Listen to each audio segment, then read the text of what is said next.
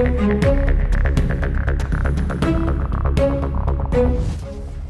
के पहले सप्ताह में भारतीय सेना ने ऑपरेशन सिंदूर के तहत पाकिस्तान के कब्जे वाले कश्मीर यानी पीओके और उससे जुड़े इलाकों में कई आतंकवादी लॉन्च पैड्स को तबाह कर आतंकवाद के खिलाफ एक महत्वपूर्ण कार्रवाई की थी। ये ऑपरेशन पहलगाम हमले के बाद भारत की सशक्त जवाबी कार्रवाई थी, जिसमें जैश ए मोहम्मद, लश्कर तैयबा और हिजबुल मुजाहिदीन की कई ठिकानों को निशाना बनाया गया था। बावलपुर स्थित जैश का मुख्यालय भी इस कार्रवाई में ध्वस्त कर दिया गया था, लेकिन खुफिया सूत्रों के अनुसार पाकिस्तान अपनी पुरानी आदतों से बाज नहीं आ रहा है और फिर से आतंकवादी ढांचों को बनाने में जुटा है। पाकिस्तान की सेना, उसकी खुफिया एजेंसी ISI और सरकार मिलकर नई रणनीति के तहत पीओके और उससे सटे इलाकों में आतंकवाद को पुनः सक्रिय करने का प्रयास कर रही है। ये प्रयास कई मायनों में पहले से भी अधिक खतरनाक साबित हो सकता है, क्योंकि अब वो हाईटेक और छोटे छोटे लॉन्च पैड्स विकसित कर रहे हैं। इन लॉन्च पैड्स का उद्देश्य निगरानी और हवाई हमलों से बचाना है। सूत्र बताते हैं कि पाकिस्तान इस लॉन्च पैड्स को पीओके के घने जंगलों और दुर्गम इलाकों में बना रहा है, ताकि भारत की सैटेलाइट निगरानी, थर्मल इमेजिंग और फोलियज पेनिट्रेटिंग रडार जैसी उन्नत तकनीकों से बचा जा सके। खासकर Luni, Putwal, Taipu post, Jamila post, Ormanwali, Chaprar, forward, Kahuta, Chota Chak और जंगलोरा जैसे इलाकों में इन कैंप्स का पुनर्निर्माण चल रहा है।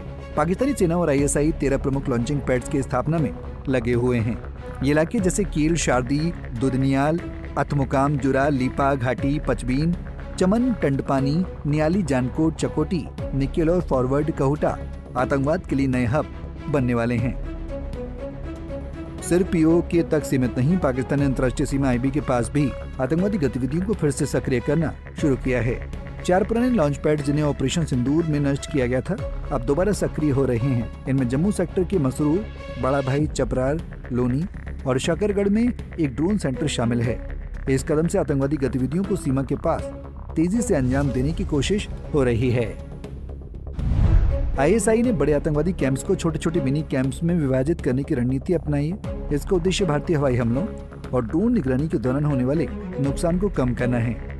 इन मिनी कैंप्स की सुरक्षा के लिए विशेष प्रशिक्षण प्राप्त पाकिस्तानी सैनिकों को तैनात किया गया है, जो थर्मल सेंसर्स, एंटी ड्रोन तकनीक और लो फ्रीक्वेंसी रडार जैसे आधुनिक सुरक्षा उपकरणों से लैस हैं। अधिक चिंताजनक बात यह है कि भारतीय खुफिया एजेंसियों ने बहावलपुर में हाल ही में हुई एक हाई लेवल मीटिंग की बातचीत को भी ट्रैक किया है।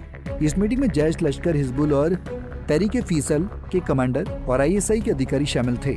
इस बैठक में आतंकी नेटवर्क के पुनर्निर्माण के लिए भारी वित्तीय सहायता और मैन पावर मुहैया कराने का आश्वासन दिया गया। फंडिंग की इस गारंटी के बाद पाकिस्तान ने कई इलाकों में मरम्मत और नए अधिक सुरक्षित ठिकानों के निर्माण की प्रक्रिया तेज कर दी है। ये स्पष्ट संकेत है कि पाकिस्तान आतंकवाद को बढ़ावा देने और उसे सक्रिय करने के लिए हर संभव संसाधन जुटा रहा है। भारत की सुरक्षा एजेंसियां पूरी तरह सतर्क हैं। वो लगातार इस खतरे पर नजर रखे हुए हैं। ऑपरेशन सिंदूर जैसी कार्रवाइयों के साथ साथ अब खुफिया नेटवर्क की भूमिका और भी महत्वपूर्ण हो गई है। भारतीय सेना और खुफिया एजेंसियां न केवल सीमा पर सतर्क हैं, बल्कि पाकिस्तान के आतंकी नेटवर्क के निपटारे के लिए गुप्त निगरानी और कार्रवाई में भी सक्रिय हैं। पाकिस्तान की इन हरकतों से स्पष्ट है कि वो क्षेत्रीय शांति के लिए कितना बड़ा खतरा बना हुआ है। ये देश आतंकवाद को हथियार बनाकर अपने राजनीतिक और सामरिक लक्ष्यों को पूरा करने का प्रयास करता रहा है, लेकिन भारत अपनी सुरक्षा और संप्रभुता की रक्षा के लिए हर कदम उठाने के लिए तैयार है। अंत में ये कहा जा सकता है कि पाकिस्तान की कब्जे वाले कश्मीर में आतंकी ढांचे का पुनर्निर्माण केवल एक सीमा पर आतंकवाद का मामला नहीं है, बल्कि ये भारत की आंतरिक सुरक्षा के लिए सीधा खतरा है। ऐसे में भारत की सतर्कता, कड़ी कार्रवाई और मजबूत खुफिया नेटवर्क ही इस खतरे से निपटने की कुंजी है।